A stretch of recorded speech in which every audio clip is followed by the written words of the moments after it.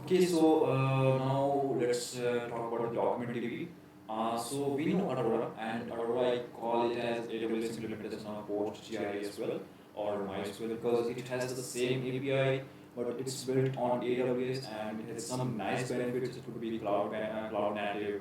Now DocumentDB is the same as Aurora, but for the MongoDB.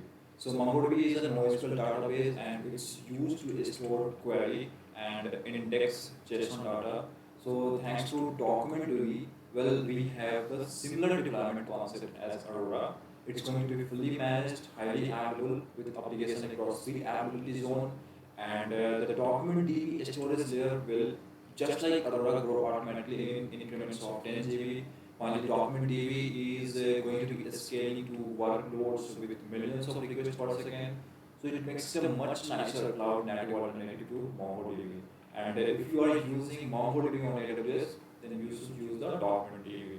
So that's it. That's all you need to know for the exam. And I hope you like this lecture. And I will see you in the next one.